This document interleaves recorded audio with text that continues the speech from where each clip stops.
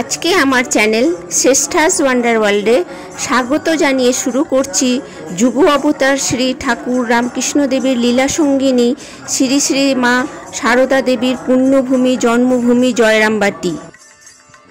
এখন আমরা সারদা মায়ের জন্মস্থান পুণ্যভূমি জয়রামবাটি ভ্রমণে এসেছি।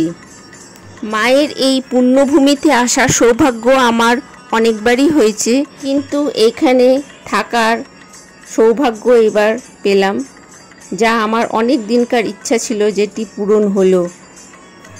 জয়রামবাটিতে মাতৃ মন্দিরের বিপরীতে রয়েছে মায়ের বাসগৃহ এবং পুণ্যপুকুর, মায়ের পুরাতন বাড়ি, মায়ের নতুন বাড়ি, ভানুপিসির বাড়ি, সিংহবাহিনী মন্দির। এই জায়গাতে গাছের শীতল ছায়া, চারিদিকে সবুজ শান্ত পরিবেশ মন জুড়িয়ে দেয়। মাতৃমন্দিরে সারদা মায়ের একটি শ্বেত পাথরের মূর্তি রয়েছে। মাতৃমন্দিরের সামনে একটা বিরাট প্রার্থনা কক্ষ আছে। মন্দিরটির চূড়ায় একটা পতাকা সব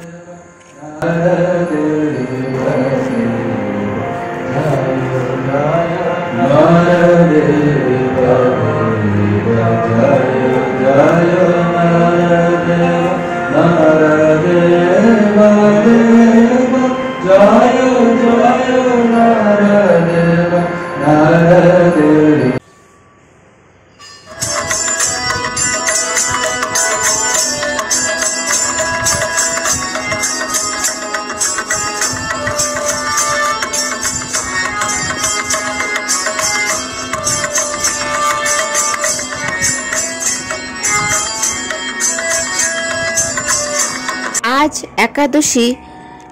মাতৃমন্দিরে শ্রী রামচন্দ্র দেবের প্রতি একাদশীতে পুজো হয়।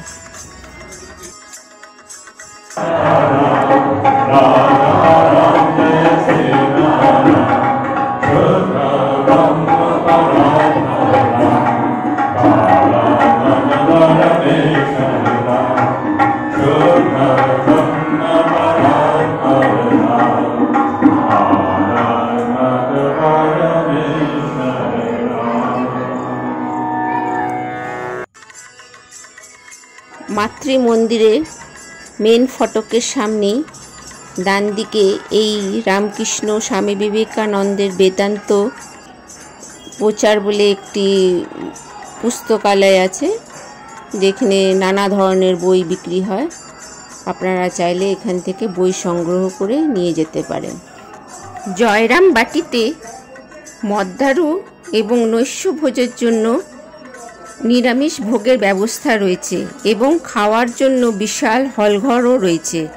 এর জন্য আগের থেকে নির্দিষ্ট সময়ের মধ্যে সেখানে গিয়ে যোগাযোগ করে ভোগের কুপন কাটতে হয়। এই হলো বিশাল হলঘরটি। এখানে প্রায় একসঙ্গে 400 লোক খাবার ব্যবস্থা রয়েছে। এইখানে গেস্ট আর যারা দুপুরে দর্শনার্থীরা এখানে কুপন কেটে খান, তাদের খাবার ব্যবস্থা করা হয়। সবাই একসঙ্গেই খাওয়া দেওয়া হয় দুপুরে। আর এছাড়া যারা গেস্ট হাউসে রয়েছে তাদের রাতে বিকেলের চা আবার সকালে জলখাবার এই ঘরটাতেই দেয়া হয়। শ্রী সারদা দেবীর আবির্ভাব পৌষ মাসের কৃষ্ণা সপ্তমী তিথিতে। 1853 সালের 20 ডিসেম্বর জয়রামবাটিতে শ্যামা সুন্দরী দেবীর কোলে আলো করে জন্ম নিয়েছিলেন তিনি। শ্রী রামকৃষ্ণের সহধর্মিণী তিনি। সারা জীবনের সাধনার ফলে রামকৃষ্ণ দেবের অর্পণ করেছিলেন সারদা দেবীকে। বিবেকানন্দ তাকে সংঘজননী স্থান দিয়েছিলেন।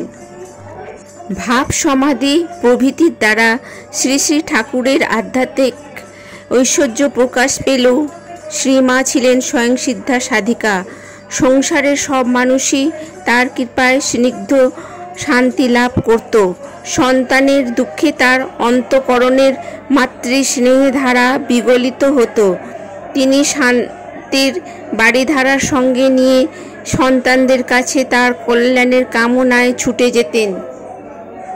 শ্রী শ্রী মায়ের জীবনী কাজকর্মে, কথাবার্তায় দেবী ও মানবী ভাব সুন্দর ও মধুরভাবে মিশিয়ে থাকত।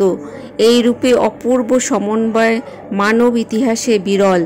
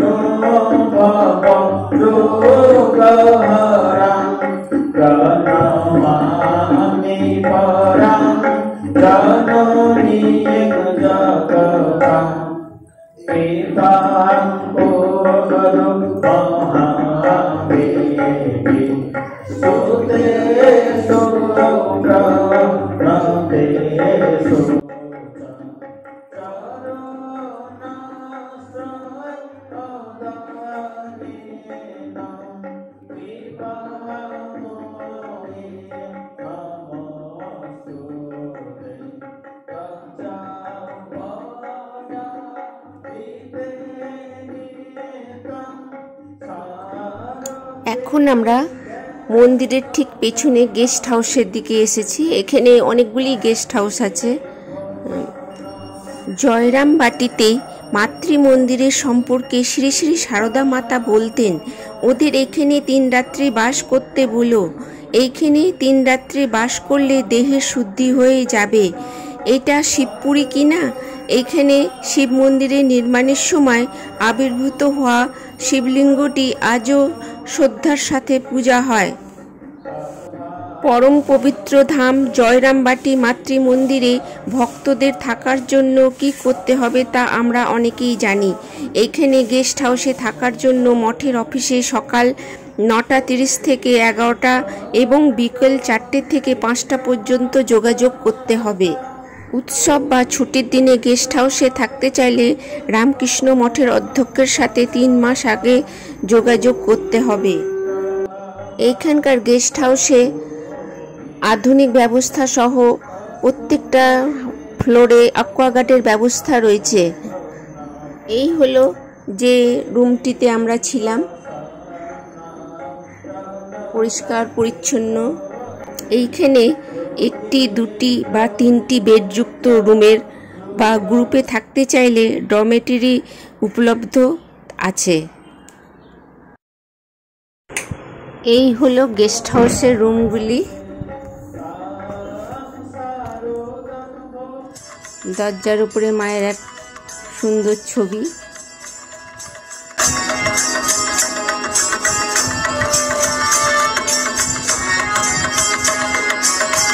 এইখানে লিফটের ব্যবস্থাও রয়েছে যাতে বয়স্ক লোকেদের নামা ওঠার কোনো কষ্ট না হয়।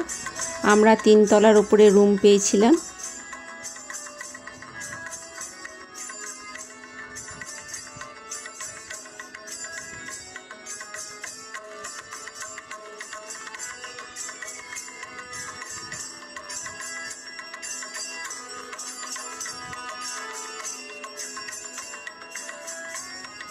এইখানে আসলে টোটো ভাড়া করে এই সকল জায়গাগুলো দেখে নেওয়া যায়।